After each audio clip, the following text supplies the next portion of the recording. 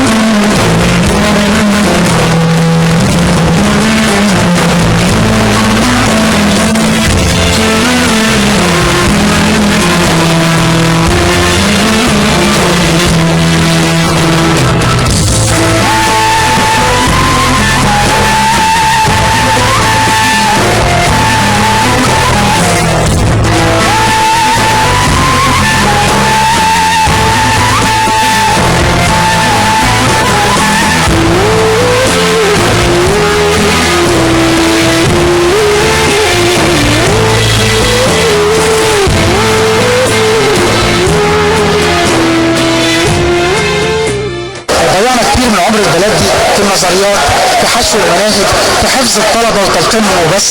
لكن الحمد لله في السنين الاخيره بدانا نفوق على حاجه مهمه جدا هي التعليم الفني، ان الطالب يقدر ان هو يتعلم حرفه مهنه ممكن تدر عليه بدخل بعد كده في حياته. بالفعل بلدنا محتاجه ده، مش محتاجه ابدا نظريات ولا حفظ مجرد حفظ. الحقيقه اللي هنعرف تفاصيل اكتر عن التعليم الفني والتطوير اللي حصل فيه كان لقاء مع الاستاذ عبد الحليم فواز مدير اداره التعليم الفني ووسط. برحب بحضرتك يا فندم. اهلا وسهلا بحضرتك، شرفتونا في مدرسه الشاطبي الميكانيكيه. طبعا برحب بيكم قناه 5 قناه اسكندريه، قناه عزيزه علينا وانتم في وسطنا واهلا وسهلا بكم. استاذ عبد الحليم، انا كنت بقول في المقدمه ان ده احتياج البلد الحقيقي، لان احنا ضيعنا كتير من سنيننا في كتب وحشو مدارس، لكن احنا محتاجين صنعه ايد يعني. ده اللي بيحصل هنا في الشاطبي الميكانيكيه. طبعا هنا في مدرسه الشاطبي الميكانيكيه في تخصصات عديده في المدرسه، في تخصصات ميكانيكيه، في تخصصات كهربائيه، في تخصصات تبريد وتكييف، في تخصصات الكترونيات الكمبيوتر. الاختصاصات دي السوق بره محتاجها. كان المكان زمان قديم مش هو الموجود في السوق بره. الحمد لله رب العالمين بقى فتره قريبه بدانا نحدث المكن، بقى اصبح المكن الموجود عندنا موجود هو اللي موجود في السوق بره، بحيث ان الطالب اللي بيدرسه هنا هو اللي بيشوفه بره في السوق، وبالتالي ما فيش فجوه بين اللي بيدرسه الطالب وبين اللي بيلاقيه في السوق بره، وبالتالي اصبح الطالب مطلوب في السوق بره للشغل. احنا تقريبا قدام ورشه، يعني انا شايف في حاجه خاصه بالعربيات وتشحيم وغسيل. لا يعني دي شغل مش بس يعني حاجات بتتحفظ. الورشه اللي ورانا دي حضرتك هي ورشه تعليميه. الهدف منها ان الورشه دي ورشه تعليميه، الهدف منها ان الطالب بيدرس وبيتعلم مع المدرس، يعني هي ورشه تدريبيه وفي نفس الوقت منتجه. بتيجي العربيات لخدمه الجمهور المواطنين، بيتم من خلالها تصليح عربيات الناس بره في الشارع باجور رمزيه، وفي نفس الوقت الطالب بيتمرن بواسطه مدرسه على الشغل اللي ممكن يطلع يشتغله في السوق بره. فاصبح هناك مفيش فجوه، اللي هو بيتعلمه هنا هو اللي بيلاقيه بره في السوق على الطبيعه، بيمارس العمل على الطبيعه. لكن كان الاول كانت دراسه نظريه، بيخش الورشه يوم في الاسبوع، برضه مش هيلم بكل الاعطال وكل العيوب على السياره، لكن لما بيجي ورشه هنا بيقعد فتره اطول فتره وبيلم وبيجي له اعطال مفاجاه وبيتعلم عليها، فاصبح تدريبه على اعلى كفاءه. ودايما بنطور لهم المكن الاحدث والتطوير والمستمر بصفه مستمره للاحسن والافضل الحمد لله رب العالمين. في اكثر من مدرسه ميكانيكيه على مستوى اسكندريه؟ على مستوى اسكندريه هناك حوالي 19 مدرسه صناعيه.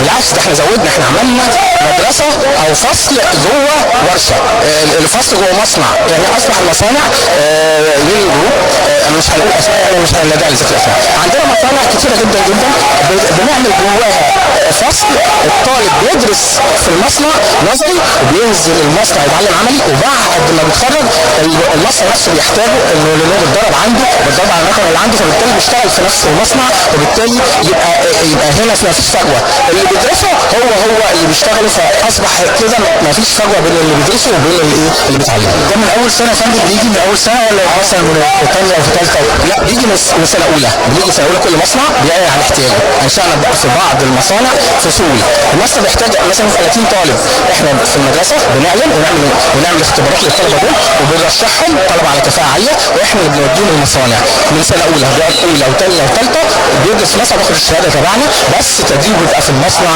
وده النظام الحديث، التعليم داخل المصانع. يعني هو بيكسب، بيتعلم مهنه وفي نفس الوقت بياخد شهاده ان هو في خبره 3 سنين او 5 في المجال ده. مش بالشهاده بس، هو بياخد شهاده وبيتعلم فعلي. يعني هنا ممكن يكون التعليم الاول في الورش عندنا ممكن يكون المكن مختلف عن اللي موجود في السوق، لكن هو دلوقتي بيتعلم على المكن اللي موجود في المصنع او الورشه، وبالتالي ما فيش فجوه. هو اللي بيدرسه في المصنع هو بعد كده هو اللي هينزل يشتغل بيه ان شاء الله بامر الله تعالى، فما فيش فرق بين هنا وهنا. احنا سعداء بمجهود حضراتكم، ويا رب مزيد من التوفيق. ربنا يبارك لك، احنا سعداء جدا، ودايما تشرفونا دايما كده، وربنا يكرمنا وان شاء الله التعليم الفني في الزهر دايما، خصوصا ان في نائب للوزير للتعليم الفني، فدي حاجه جديده، وربنا يوفقنا جميعا ان شاء الله. شكرا شكرا.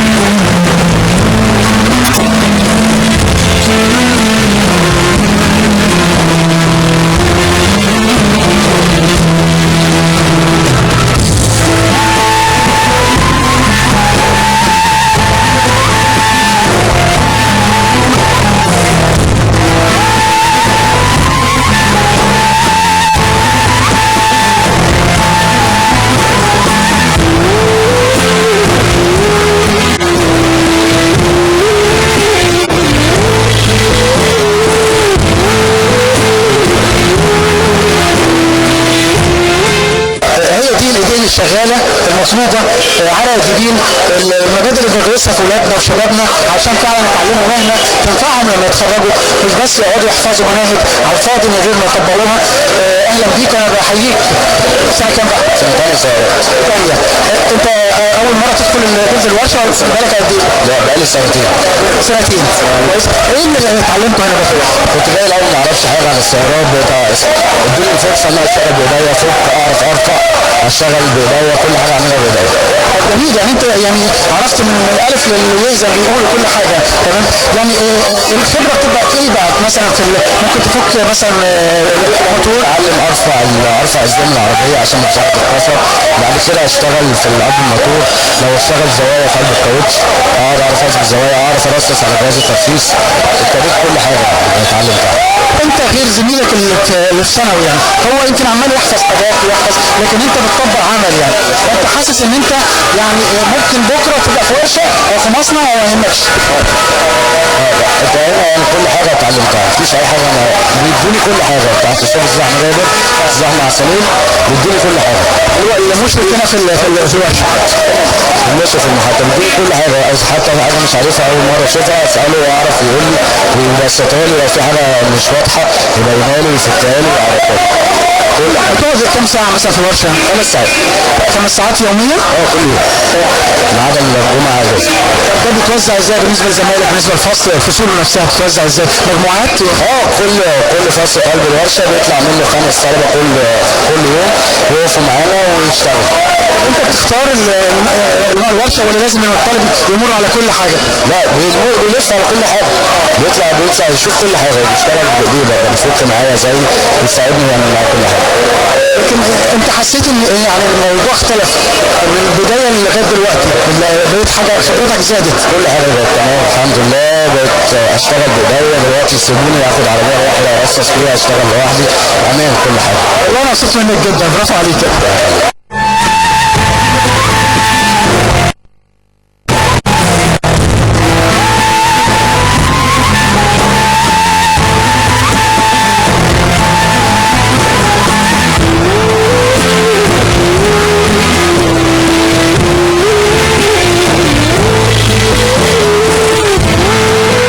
الكل هنا بيشيد بالاستاذ احمد حسنين المشرف على الورشه هنا، وعلى مجهوده، وعلى ان هو بيعامل الطلبه على انهم ولاده، وبيعلمهم الحرفه اللي هي تنفعهم في مستقبلهم يعني.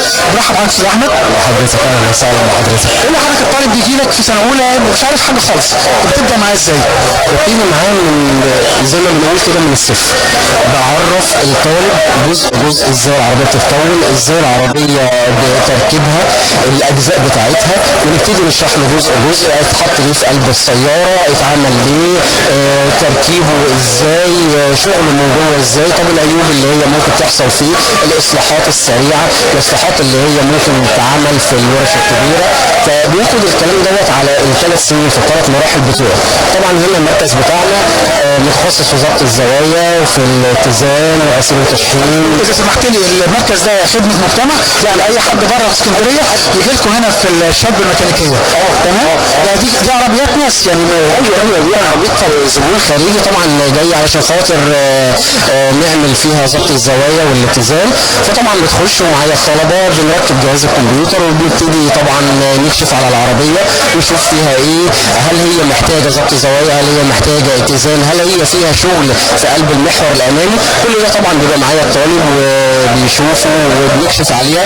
ما فيهاش اي حاجه من دي، بنبتدي نظبط ونبتدي نشتغل على اجهزه الكمبيوتر اللي عندنا، ويطلع للزبون طبعا الحساب بتاعه بفاتوره رسميه. طبعا كل ده بيكتسبه طبعا الطالب معانا المهاره بتاعته، كمان المراحل يعني. اشتغلت ان احنا طبعا العربيه مش بتخش ونظبط على طول، لا في مراحل بنعدي عليها، مرحله 2 3 ان احنا لازم نكشف عليها، بنشوف فيها ايه، هل هي محتاجه ولا لا، هل ممكن يتم الضبط على طول، هل الضبط ممكن ما يتمش، لازم نعمل فيها شغل قبليه. طبعا كل دوت بيبقى معايا الطالب وبيعرفه، وبعرفه له طبعا على اسس علميه، وبيتم الضبط. والحمد لله ان احنا المركز بتاعنا يعني يعتبر من المراكز الكويسه المتفوقه في اسكندريه. استاذ احمد برضه عايز اطمن على حاجه معلش، يعني هو المفروض في يعني وارد داخل الورشه، هل في حافز مادي الطالب بيستفيد منه؟ طبعا في حافز مادي للطالب، في حافز مادي للمدرس اللي هو بيدربه. كل ده طبعا استفاده ليهم واستفاده طبعا للجمهور. شغل على علم، شغل باحدث الاجهزه اللي موجوده، منها الطالب طبعا بيطلع له مرتب شهري. ده مشروع راس مال، فاحنا بناخد شغل خارجي، فطبعا الاستفاده بتبقى الحمد لله لكل للطالب وللمدرس في نفس الوقت. شكرا جدا، مزيد بالتوفيق. الله يخليك الله يخليك.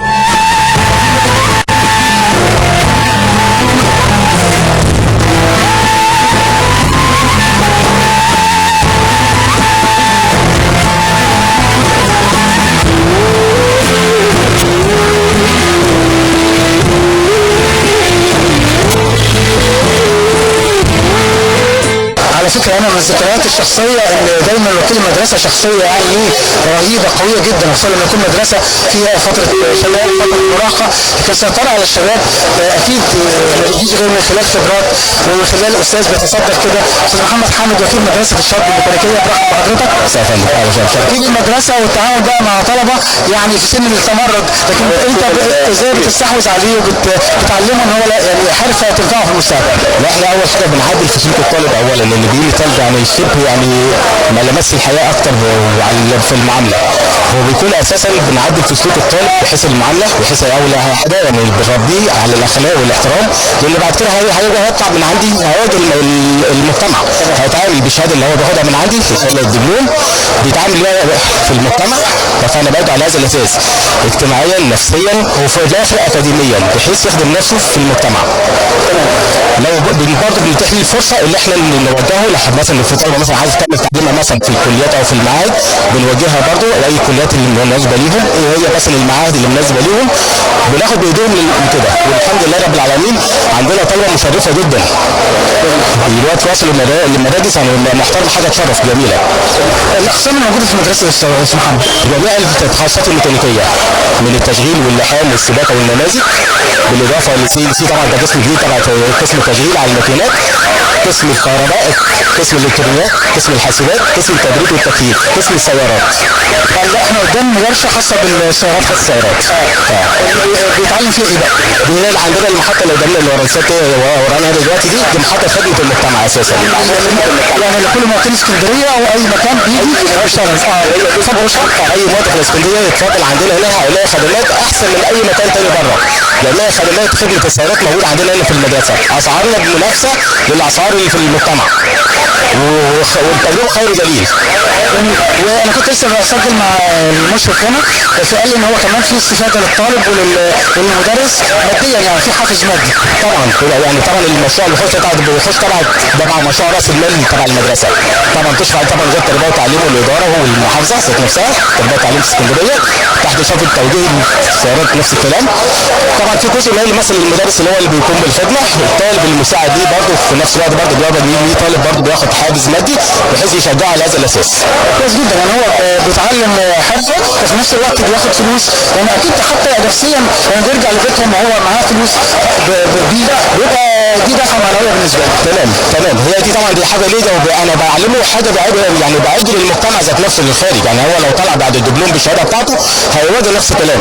طب باقي الطلبه اللي فاتت مش كل الطلبه مثلا بتيجي هنا عندي، لا انا عندي قسم جوه ذات نفسه نفس الاجهزه اللي هنا عندي هنا الساده المدرسين بتوع السيارات العملي بيجيبوا نفس التدريس اللي في المحطه، الطالب باقي الطلبه موجوده جوه عندي في القسم، يعني نفس الاجهزه عندي موجوده عندي في القسم. والحمد لله رب العالمين، يعني الوزاره المدنيه باحدث الاجهزه الحمد لله رب العالمين. شكرا جدا يا استاذ التوفيق. يا فندم الله يخليك، شرفتونا يا فندم.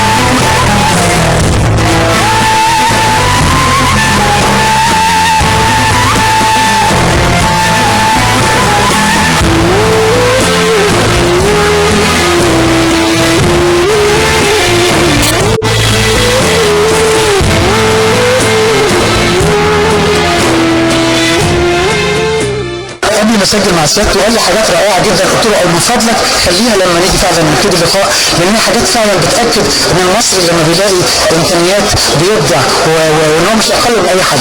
استاذ نعيم عبد القادر وكيل مدرسه الشاطبي الميكانيكيه، اهلا بحضرتك. استاذ نعيم قلت لي في قبل التسجيل ان هنا طلبه شغالوا مخهم وعملوا حاجات يعني ممكن تفيد البلد وتوفر عمله صعبه. اكيد طبعا. في مشروع راس المال يعني جت في يوم من الايام وحده الماني، ثمن الوحده كان $90,000. لما جت هنا المدرسه احنا عملنا الطلبه بمدرسينهم عملوا مشروع راس المال وعملوا مجموعه من الوحدات نفسها ديت ووزعوها على المدارس الثانيه. كان ثمن الوحده اتكلف ربع وبالمصري، ربع الثمن وبالمصري. يعني هم جابوا بدل ما اجيب وحده ب $90,000، لا انا اتكلفت معايا في حدود 50,000 جنيه او 70,000 جنيه. ما شاء الله، ده رقم كويس مصري، واتوزعت على المدارس اللي ما عندهاش الوحدات دي. يبقى انا وفرت استيراد دولار، ان انا ادفع دولار واستورد، والطالب عندي اتعلم ازاي يعمل وحدات زي ديت، زي اللي موجوده عندي اهي، الوحدات الالماني اللي موجوده عندي. والحمد لله يعني الطالب لازم ايه، اي حاجه جديده لو مش معانا احنا بنجيب وحده ونصنع زيها، وبالتالي بتوفر معايا العمله، وفي نفس الوقت الولد بيستفيد خبره، بيطلع صنايعي يشتغل بايده. واهم حاجه ان الطالب لما يعمل نموذج او تمرين ويحس بيه انه يشتغل، ده النجاح. انما المناهج في بعض الاقسام بقت ان انا اقطع حته حديد او بتاع، ما في الاخر ما بطلعش منتج نافع، الطالب مش هيحس بقيمته. الفكره ان اول اللقاءات اللي قابلتها هنا انا متحيز للشاب الميكانيكيه بصراحه، وحاسس ان عندكم اللي مش عند غيركم في المدارس الثانيه. الله يكرمك، احنا كافكار يعني المدرسه الام وخبراتنا واخدينها من الخبرات اللي قبلينا. يعني ده اول مدرسه صناعيه في اسكندريه، تاريخ نشأتها 1904. احنا محمد علي اتقسمنا نصين، هو الزخرفي واحنا الميكانيكي، فانت بتاخد خبرات ناس سابقه موجوده. التعليم الفني يا استاذ نعيم اتظلم، يعني عايز اقول لحضرتك كده السنين الناس مش مقدره قيمته، فاحنا دلوقتي لما مصر عايزه تقف على رجلها قلنا عايزين التعليم الفني. لله الحمد، هي بدات فعلا الكلام ده يحصل، بدليل ان طلبه المدرسه اللي عندي مجاميعهم كلها ثانوي عام. اقل طالب عندي مجموع ثانوي عام. يعني العمليه ان هو كان عنده فرصه، لكن لا هو بيفكر صح، ساب كل حاجه، لغى الثانويه العامه والكليات والحاجات دي وخدها. يعني ساب التعليم العام وجاي برغبته، ده انا فوق المجموع. يعني هو مجموع، يعني الطلبه بتوعي دول لو كلهم راحوا ثانوي عام مش هلاقي طالب عندي، لان كلهم مجموعهم ثانوي عام. يعني اقل طالب مجموع ثانوي عام. طبعا انا عندي طلبه جايبه 270 280 من 300 عالي جدا بالنسبه طبعا. وطبعا احنا بنوزعهم حسب الاقسام، في اقسام بتحتاج كفاءات ذهنيه عاليه وتركيز عالي فبياخد المجموع العالي، في اقسام بتحتاج بدني واقل فبتاخد الاقل، فاحنا بنوزع حسب المجموع بالنسبه للطلبه اللي داخل عندنا المدرسه. انا شخصيا يعني كانت دايما تبقى حاجه شغلاني كده، لو انا برتب اولويات التعليم الفني انا بصراحه متحيز بشكل شخصي يعني للثانوي الصناعي. بعد كده الثانوي الزراعي انا شايف التجاري يعني مش عارف مدى اهميته، لكن حضرتك بتوافقني في الترتيب ده؟ التعليم الصناعي رقم 1، التعليم الزراعي رقم 2، التعليم الفندقي برضك في نفس مكانه الزراعي، وبعدين التجاري، لان التجاري انت عارف كليات التجاره بتطلع اكتر، بتطلع الافات. لكن هنا مهنه وحرفه وبيطلع يعني يشتغل مجرد ما يخلص يطلع يشتغل في سوق عمل، يعني يحس ان اللي اتعلمه ده بيترجم لفلوس هتدخله دخل، ولسه زمايله لسه ما كملوش كليات ولا اتخرجوا ولا لاقوا فرصه عمل. لا بالملحوظه اللي انت بتقولها ديت، انا عندي طلبه بتدرس منازل عمال معاهم بكالوريوسات وليسانسات، بكالوريوس تجاره وليسانس حقوق وليسانس. انا عم ليه اللفه دي؟ ما كنت جيت من الاول. معلش ما اخد الشهاده ما اشتغلش، فعايز يتعلم صنعه، فجه دخل منازل عمال عندنا هنا. بقول اللي حضرتك تاكد عليه ان اللي يحاول يفكر صح من الاول، لو اختار والاجانب بيتفوقوا من ايه؟ من الناحيه العمليه، مش مجرد مناهج وحشو يعني. ما هي العمليه سياسه موجوده مبثوثه في الناس. التعليم الفني ده الطالب الفاشل كام؟ فانا هخش صناعه؟ لا مش هخش صناعه، ده انا هخش ثانوي عام. لا العمليه ان طالب الثانوي العام، انا معلش انا دلوقتي طالبين مننا بعض الشركات احنا عاملين نظام التوظيف، فاحنا بنبعت لهم بعض الطلبه تدريب وبياخدوا امور رمزيه اثناء التدريب، وبعد كده بيختاروا منهم كلهم او يختارهم كلهم للشغل عنده. كده وظفته فعلا. يبقى انا بوظفه مظبوط، بدل ما هو يدور على شركات توظيف ولا لا لا لا لا، بيجي عندي. احنا عملنا التعليم الفني، نظام التوظيف وتسيير الانتقال لسوق العمل، تدريب وتوظيف. فبنعمل دورات تدريبيه، بندرب الطالب، وبعد كده احنا اللي بنوظفه، احنا نفسنا اللي بنسعى للشركات، نقول لها انت محتاجه ايه؟ طب انت عندك عماله، عايز عماله ايه؟ وبالتالي بناخد البروتوكول، بنعمل مع الشركه، ونيجي نختار، نبعت طلبه متخرجه وطلبه مش متخرجه لسه في اثناء الدراسه. فموجود الكلام ده. يمكن شركه قامت بواجب كبير انها بتدرب الطلبه، وراحوا هناك وشافوا، بتنقل الصوره للمدرسه. يعني الطالب اللي بيروح وبيحس بمصنع، بروح المصنع، بيجي هنا عايز يتعلم بقى. صح، خد دفعه معنويه. لا فايده. يعمل ريسيفر ومش عارف يشتغل النمط اللي بقت كل الاقسام بتاع الميكانيكا بيروح يشوف الاطباق ويعمل الكلام ده، فبياخدوا خبره، فبالتالي ممكن تساعده في حياته العمليه. استاذ نعيم، كل شكر لحضرتك ومجهودكم في مدرسه الشاب الميكانيكي. العفو يا فندم، الف شكر.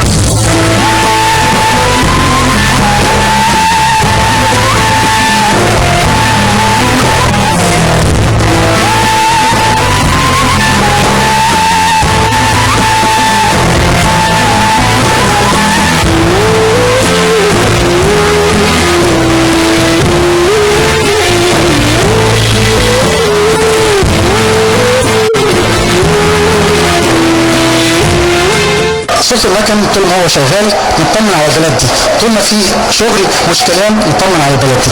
سيمفونية من العطاء تتواصل من حلقة لحلقة في برنامجكم طوبة على طوبة. الأسبوع القادم موعد جديد في هذا البرنامج.